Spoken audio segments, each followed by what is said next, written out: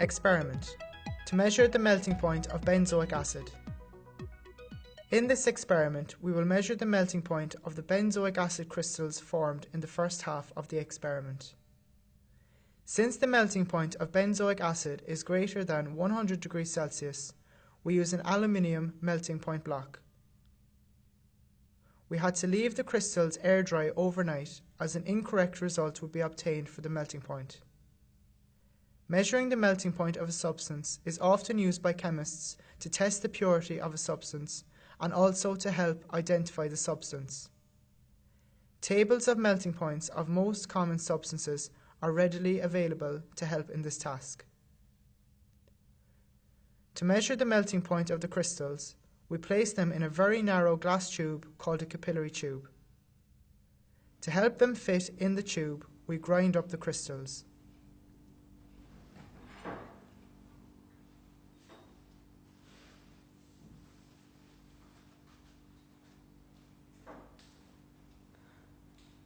A pestle and mortar is used to grind up the crystals.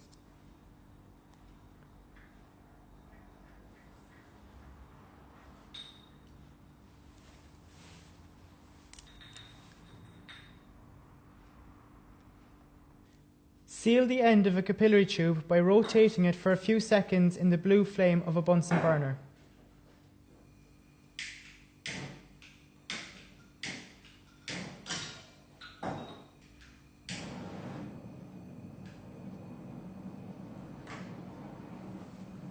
Rotate the end of the capillary tube into the sample of benzoic acid crystals.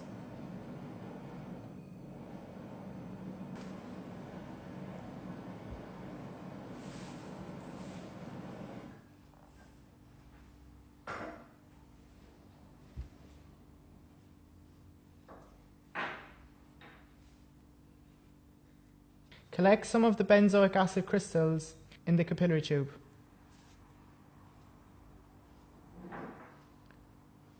Drop the capillary tube through a long length of glass tubing, standing vertically on the laboratory bench.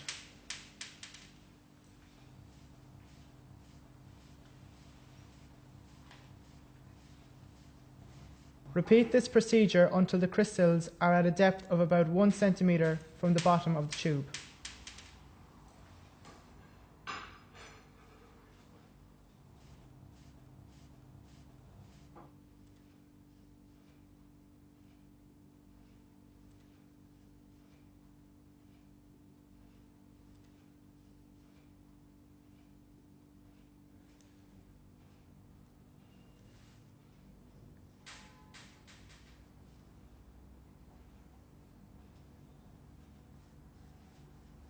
Place the capillary tube in the aluminium melting point block on a hot plate and place a digital thermometer in the aluminium block.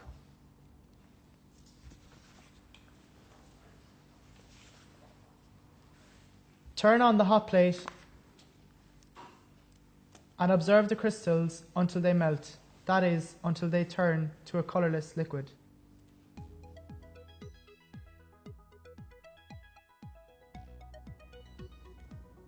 Note the reading on the thermometer at which the crystals begin to melt.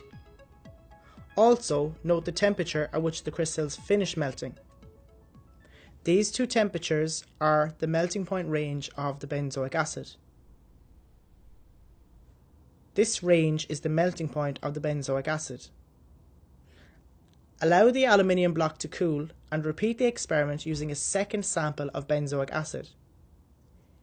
Take the average of the two readings as the melting point range of the benzoic acid.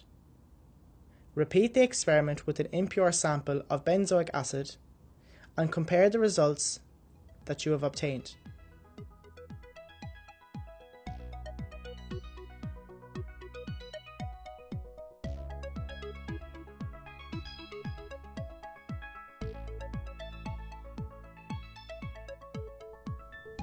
This concludes the experiment.